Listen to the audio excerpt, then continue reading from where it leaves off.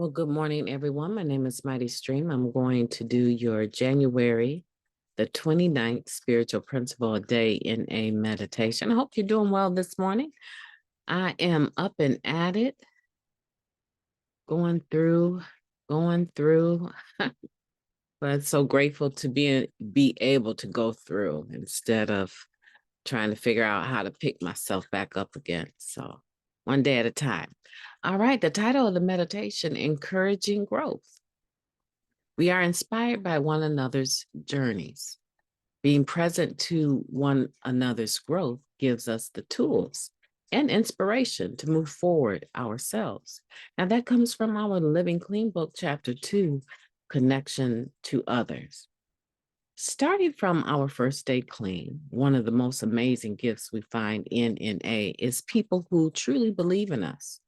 Some of us are hesitant to believe in their belief, especially after disappointing so many people for so long. Still, there's something so genuine in the way members tell us you never have to use again, even if you want to. And that encouragement can be all that it takes to get us to the next meeting clean. We change a lot in our first weeks, months, and years of recovery. I laugh about it now, but they told me when I got clean not to make any major life changes during my first year. One addict shared from the podium, "My entire life was turned around and flipped inside out. What could be more major than that?" As time goes by, many of us settle into a more stable version of ourselves. A member with decades clean shared, "It's a reservation in my second step if I believe I can't still change just because I've been clean so long. If a newcomer can stop using drugs, I sure as hell can get help with a character defect." Even though our early recovery often sees the most dramatic change in our lives, there is always room for improvement. It is the most amazing gift to witness people in recovery, in my recovery network grow, rather. One member wrote, "No matter how long I'm clean, seeing others change reminds me that I can too." Being present to others' growth means being present physically, showing up regularly. It also means truly listening to where our fellow members are at mentally, emotionally, spiritually, and sharing honestly with them. The vulnerability, intimacy, and presence we practice in NA inspires growth in us all. No change is too small or too big for my recovery. I will be present to the process and accept encouragement from other addicts.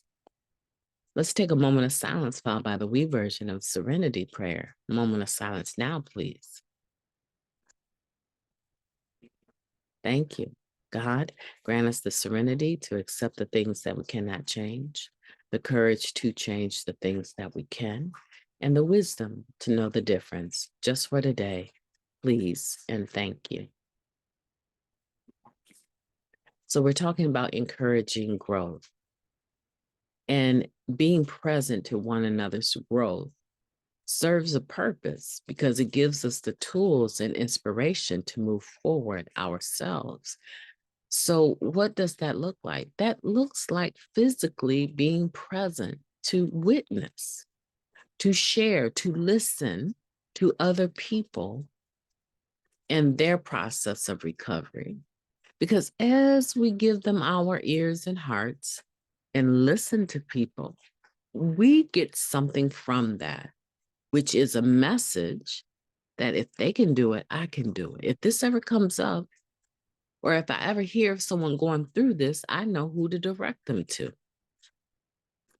And it's a wonderful thing, listening to the experience, strengthen others, and hope of others, rather, guys. So tongue-tied today. I apologize. But I believe that when we're listening to the experience, strength, and hope of others, what happens is that somehow our own level of faith increases. And not only that, when they're watching us affirm them and listening to them and not whispering and talking and joking and moving around, when they believe, I've heard people back in the day, oh my goodness, there were people they would be sharing and people would just start leaving the room. I'm like, I'm not listening to this. This chick don't even know how much clean time she has. Last time she was sharing, she had 2 years. Now today she's got 2 months. No, we don't have time, right? And I would see people get up and leave. And how devastated that recovering person would feel. And so sometimes when you're sitting there sharing, unfortunately, we are looking for affirmation. We are looking for other people to show us on their face or in their postures that they're listening at least to us. So that's something that happens when people share their experience, strength, and hope. And we're there listening compassionately, unconditionally, without passing judgment on them. And the way we pass judgment sometimes are our microfacial responses or lack of responses, getting up, moving around. People read into that, right? And so we get something from being able to be present, but they also get something too. I love this recovering person's comments that if they don't believe that they can still grow just because they've been around for a while, then they actually have a reservation in their second step, which is that we came to believe, right? That a power greater than ourselves could restore us to sanity. Isn't that amazing to actually get to the point where you have a God, you have a higher power, but you're still able to acknowledge that there's a power greater than yourself that can restore you to sanity, which is often another recovering person, is often a meeting, is often celebrating recovery in some form or fashion. See, that coming to belief doesn't just have to stay forever in a day at having a higher power. Many people will tell you that the power greater than themselves were the meetings. The power greater than themselves were their sponsor. Many people can tell you that it was a long time before they approached that as the God of their own understanding. They just needed something larger than themselves to hold on to, and they found it in the fellowship. So today we're encouraging growth, but we're encouraging it within ourselves. This is a spiritual principle of growth encouragement. And we're talking about ourselves today. And how do I encourage growth from within myself?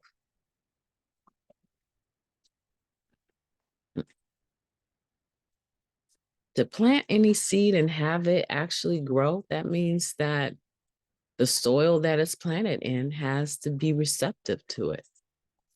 And if it's hard and crusty and it's not being watered, the chances of that seed of recovery actually growing is slim. And so our hearts are that soil. We prepare our hearts to not be so hard-hearted, to let our tears and the tears of others, our love and the love of others, right? Warm our hearts up. Soften our hearts. So that when seeds come through, called recovery gems, they have a place where they can grow.